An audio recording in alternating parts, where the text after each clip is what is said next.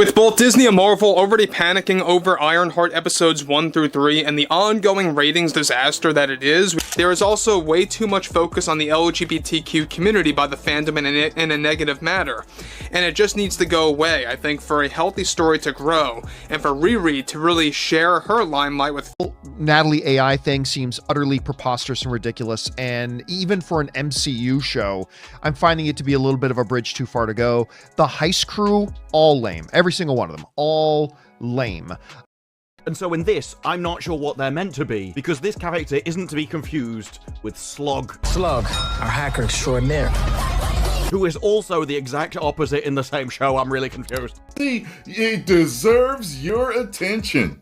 Ironheart deserves your attention. That's how I knew. I was like, oh, they are desperate to get people to watch this show. After I did my reaction, I kept getting, hey, it wasn't that bad. I just watched it. Hey, I just watched the first 3 episodes. It wasn't that bad. Ironheart might be one of the worst executed ideas ever in the MCU, because under all that garbage was actually potential. Yeah, and it's like the real Tony Stark. It's like back somehow, and there's like a moment where she's flying through and he's like, who is that? And she's like, I'm Ironheart, Mr. Stark. And he's like, I like that girl. And then he like goes to do something else. Like that would be like the level of something that I think would possibly happen. Ironheart is back, this time going to an uncomfortable place for viewers. Ironheart is the biggest L of Marvel of all time. The reactions are just spectacular. Supposedly he's smarter than Tony Stark, bites an electric wire, sells her soul to gain magic powers, uses new powers to steal. What did the writers mean by this? Smoke detector beeps. I can understand why she's frustrated. That's how I feel watching her interviews. How do you feel about the impact that she's having on young Black girls? And I'm going to be completely honest, on Black women. You know, this is yet another area that's getting vibrant. It's getting full in the way that it should be. Ironheart is practically unwatchable. This show basically keyed their car, their mom, and in their bowl of cereal in the morning. They have Dominique Thorne, you know, going out there talking about DEI, LGBTQ rights, and how there's no agenda there, and she continues to do so. But the other thing is that they also had Robert Downey Jr., and they had him roll out and really kind of prop the show up and prop the character of Riri Williams up above Tony Stark. The latest update around Ironheart proves once again that Marvel's biggest problem might not be its fans. It might be Disney itself.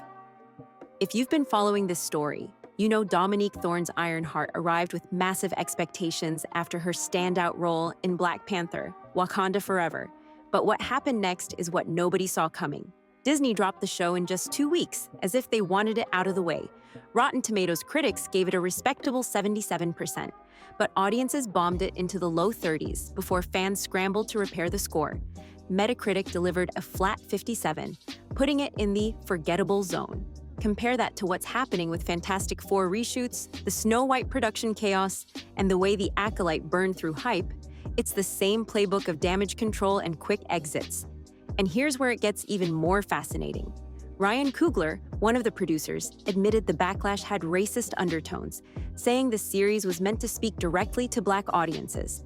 Yet Disney didn't stand behind that mission with its rollout. Instead, it sidelined marketing, hid behind reshoots, and left Dominique Thorne to face the storm almost alone, until Robert Downey Jr. broke his silence with public praise.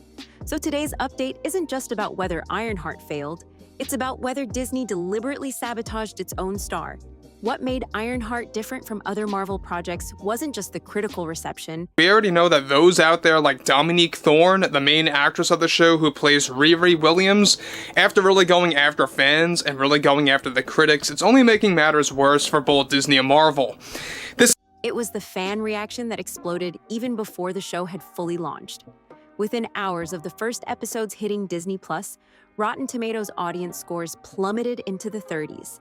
IMDb painted the same picture, with thousands of one-star reviews appearing almost instantly, many of them sounding suspiciously generic. It wasn't the first time Marvel faced this either. We saw it happen with Captain Marvel in 2019, where coordinated review campaigns tanked scores before most audiences even saw the film. But with Ironheart, the drop was far more severe. pointing to something more organized. Then, almost as quickly as the negativity appeared, a counter-movement took shape. Fans who genuinely enjoyed Dominique Thorne's performance started rallying online, encouraging others to post honest feedback and push back against what they saw as manufactured hate. The result? That same Rotten Tomatoes audience score that opened at around 32% began creeping upward, eventually landing closer to 60%. That's not just a shift. It's proof of a battle happening in real time between detractors and defenders, both trying to shape the public perception of the series. And here's the interesting part. Disney didn't step in to manage the narrative. No high-profile marketing push, no last-minute interviews to reset the conversation. Instead, the studio seemed content to let the internet fight it out. Compare that to the way Marvel rallied behind She-Hulk or Ms. Marvel when online backlash flared up. Disney had previously deployed social media campaigns, cast appearances, and even direct responses to critics. With Ironheart, silence. And that silence only fueled speculation that the studio wasn't fully invested in protecting its star. So while Dominique Thorne was praised by critics for carrying the role with confidence and charisma, the online score wars painted a completely different picture. For a breakout star, that gap can be devastating. It left audiences wondering, was this really about the quality of the show, or was Dominique Thorne being set up to fail from the beginning? What makes the Ironheart story even more complicated is how different the reaction was between critics and general audiences. On Rotten Tomatoes, the critic score hovered around 77%. That's not groundbreaking, but it's a solid, fresh rating. The thing about Ironheart is that yes, we do know that the last 3 episodes will be debuting tonight, by the way, really fulfilling the show for season 1, and I highly doubt that there's going to be a season 2, based on the ratings disaster that it is, based on the critics really calling this show out for what it is. Higher than what Secret Invasion managed, and not far from what The Falcon and the Winter Soldier earned during its run. Many reviewers singled out Dominique Thorne as the bright spot, calling her performance charismatic and grounded, the kind of energy Marvel desperately needs in its next generation of heroes. But here's where the cracks showed. Metacritic, which blends critic reviews into a weighted average, gave the series just 57 out of 100. That lands in the dreaded mixed or average territory, putting Ironheart in the same bracket as other shaky Marvel rollouts. Critics praised Thorne, but nearly all of them pointed to one consistent problem: the writing. They flagged episodes that dragged, dialogue with no conflict, and a lack of a clear central story engine. Even positive reviews came with a but, reminding readers that strong acting alone couldn't save a messy structure. And Disney's strategy around this split? Strange, at best. Instead of leaning into Dominique Thorne's rising star power, the studio rushed the release, dropping the entire season in just 2 weeks. Compare that to the slow-burn weekly releases of Loki or WandaVision, which dominated conversation for months. By compressing Ironheart into a short release window, Disney essentially buried its own series, minimizing buzz at the exact moment it needed audience chatter to keep the show alive. Worse still, marketing for Ironheart was virtually non-existent. No viral campaign, no Comic-Con spotlight, no late-night TV blitz. Even The Acolyte, another polarizing Disney project, got a stronger push despite equally controversial feedback. It's almost as if Marvel didn't want people talking about Ironheart, and when fans noticed, they started asking the obvious question: was Disney quietly pulling back on Dominique Thorne's big break? At a time when Marvel needed a win, the studio seemed to treat Ironheart like damage control rather than a tentpole release. And that decision may have shaped not just the show's reputation, but Dominique Thorne's career trajectory in the MCU. When the backlash against Ironheart first exploded, many assumed it was just the usual Marvel fatigue. Too many shows, too little payoff. But producer Ryan Coogler, who was instrumental in bringing Riri Williams into the MCU through Black Panther, Wakanda Forever, quickly made it clear that there was more to the story. Certain is that this is a show that nobody asked for. This is also a show that is based on a comic back in 2016 that was canceled, quite frankly. That's also another fact that people have to realize. But focusing on Disney CEO Bob Iger and Kevin Feige, they are desperately trying to oversell this show to a degree that we have never seen before. In interviews, Coogler pointed directly to the racial element behind the review bombing, saying the negativity wasn't only about pacing or writing, but about who was at the center of the series. According to him, the show was made with a very intentional lens. It was designed to speak directly to Black audiences and fans who wanted a fresh perspective in the MCU. That statement hit like a lightning bolt. Suddenly, the conversation shifted from, is this show weak, to why is this the target of such hostility? It wasn't the first time Marvel faced this type of discourse. Captain Marvel was slammed before release. Miss Marvel faced similar culture war battles online, and the Acolyte more recently got tangled in accusations of being too political. But with Ironheart, the pushback felt even sharper, as if Dominique Thorne herself was being put on trial before the audience ever gave her a chance. And here's the kicker. Disney did little to defend her. While Coogler addressed the issue directly, the studio's official channels stayed quiet. There were no bold marketing statements about inclusivity, no cast-led social media campaigns to counter the wave of negativity. Compare that silence to how Marvel once rallied around Brie Larson or Iman Vellani. In Thorne's case, she was left to stand in the storm almost alone, with only Coogler acknowledging what everyone could already see, that the backlash wasn't just about storytelling flaws. For a rising star like Dominique Thorne, this was crucial. Instead of being celebrated as the next genius inventor of the MCU, she became the face of one of Disney's most polarizing projects. And the silence from the studio only added fuel to the theory that Disney was deliberately letting Ironheart sink, protecting its brand at the expense of its star.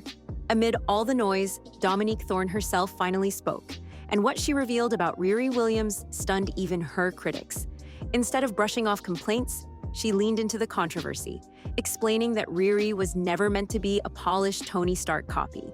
One of the biggest flashpoints came in episode 3, when her character lets John, a gang member, die instead of saving him. So let's get into this. Now, one thing about Bob Iger is that we know that I, along with many others out there, like to call him Bob Liger, because all this guy does is lie to the audience, he lies to the shareholders, he lies to anybody out there, in order to really kind of string them along into the following year in hopes that they will stay around, whether it's shareholders or customers. And we already know that Disney Plus is a failing platform. To some fans, this was proof that the writing had failed, but Thorne described it differently. She said it was the rawest example of Riri's trauma and survival instincts colliding. In her own words, Riri is a teenager who's been thrust into a dangerous world far too early. Unlike Tony Stark, who had years of experience and resources, she has little beyond her intellect. Thorne argued that her character's choices, whether good, bad, or morally gray, make her more human than the flawless genius fans might have expected. That's not the Marvel comfort zone, and she admitted openly that audiences might find it uncomfortable. This wasn't just actor spin either. If you look closely, the writers did plant this theme from the beginning. Riri constantly complains about lacking resources, struggles to piece together her suit, and faces ethical dilemmas she's not ready for. Thorne highlighted that these flaws are intentional. They show a kid trying to fill the shoes of Iron Man without his wealth, charisma, or certainty. It's messy, it's imperfect, and it's deliberately unlike the Marvel formula we've grown used to. But here's the problem. Disney didn't frame it that way. In the marketing, Riri was positioned as the next Iron Man, a headline she was never designed to live up to. So when viewers tuned in expecting brilliance on par with Tony Stark, they instead got a flawed, conflicted anti-hero in the making. Without context, that disconnect looked like weakness. With Thorne's explanation, it looks like a bold, creative swing. And yet, because the studio failed to spotlight her voice early, many audiences never heard the reasoning until it was too late. This leaves a big question hanging. Did Dominique Thorne's truth about Riri come too late to save her from the backlash? Just when it looked like Dominique Thorne was standing alone in the storm, an unexpected voice came to her defense. Robert Downey Jr. himself, the man who defined Iron Man, the cornerstone of the entire Marvel Cinematic Universe, publicly gave his stamp of approval to Ironheart.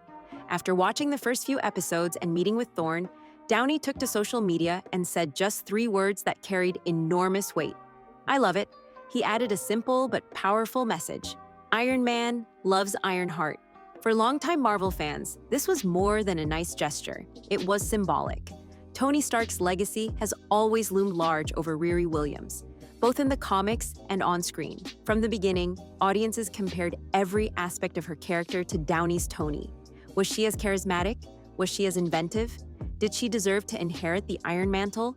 It is a failing business model for, of course, Disney. You know, we already know that Tony Gilroy admitted to this, the guy who created the Andor series, both season 1 and season 2.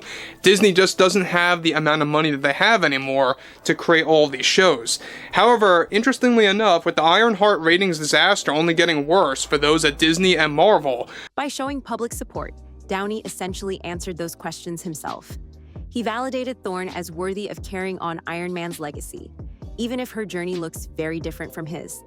And yet Disney did almost nothing to amplify this golden endorsement. Imagine if they had turned that moment into a headline marketing campaign, Iron Man himself embracing Ironheart. Instead, the quote floated around fan circles online but never became the cultural reset it could have been. It's baffling, considering how desperate Marvel has been for positive momentum after a string of disappointing projects. This moment also exposed a bigger truth. Fans weren't rejecting Dominique Thorne. Many of them were rejecting Disney's clumsy rollout and unclear messaging. When Robert Downey Jr. showed support, conversations online shifted. People started to separate the actress and her performance from the studio's handling of the show. And that's critical, because it proved that with the right framing, Ironheart could have been received very differently. So instead of letting Ironheart sink quietly, Marvel had the chance to reignite hype with one of the most powerful voices in the MCU. The fact that they didn't leaves us with the uncomfortable possibility that Disney wasn't interested in saving Dominique Thorne's breakout moment at all. What happened with Ironheart isn't isolated. If you zoom out, you can see the same Disney pattern playing out across multiple projects. Dominique Thorne's bumpy rollout looks almost identical to what we saw with Snow White, the Acolyte, and the troubled Fantastic Four reboot. And the similarities are too clear to ignore. Take Snow White. The film became a lightning rod for controversy long before its release, with critics blasting early footage and insiders leaking reports of endless reshoots. Disney's response? Silence, followed by a delayed rollout that felt more like damage control than confidence. The marketing was stripped back, and the movie quietly slid into theaters with little fanfare. Exactly the kind of treatment Ironheart just received. Then there's The Acolyte, which dropped in 2024 and suffered from a similar identity crisis. Critics called it inconsistent, fans argued over its political themes, and Disney's marketing machine failed to clarify what the show was supposed to be. Instead of capitalizing on its fresh ideas, the studio let it drown in online culture war debates. Already those like Kevin Feige and Bob Iger are heading into damage control mode at a level that we have never seen before. In this case, Bob Iger got very defensive after the LGBTQ backlash, and also in the midst of the ratings beginning to tank already. Now, Iger recently delivered the following in a desperate move to damage control the situation. If that feels familiar, it's because it's the same playbook they used with Ironheart. Give audiences no clear reason to care, then act surprised when backlash takes over. And finally, Fantastic Four. This was supposed to be the crown jewel of Marvel's future slate, yet reports of lackluster test screenings and chaotic reshoots have already leaked out. Insiders describe the project as being in constant flux, echoing the same red flags that surrounded Ironheart before release. Fans are already bracing themselves for disappointment, and that expectation alone sets the stage for failure. Put together, these examples show a troubling trend. Disney and Marvel aren't just struggling with individual titles, they're struggling with their strategy. Instead of building long-term momentum, they're rushing projects out the door, trimming budgets, and leaving stars like Dominique Thorne to absorb the fallout. And the harsh truth is that when every new release feels like a crisis, audiences stop trusting the brand altogether. Which raises the question, if Disney keeps repeating this cycle, how many more actors will see their big break sabotaged before it even begins? When you put all of this together, the review bombing wars, the muted marketing, the critics praising Dominique Thorne but faulting the writing, Ryan Coogler openly acknowledging racial backlash, and Robert Downey Jr. stepping in with his seal of approval, you can't escape the bigger picture. Something went wrong here, and it's bigger than one actress or one show. On the surface, Ironheart was supposed to be a win for Marvel. Dominique Thorne had already proven herself in Wakanda Forever. Fans were curious about where Tony Stark's legacy would go, and the story had all the ingredients to connect with new audiences. But instead of celebrating that momentum, Disney cut corners.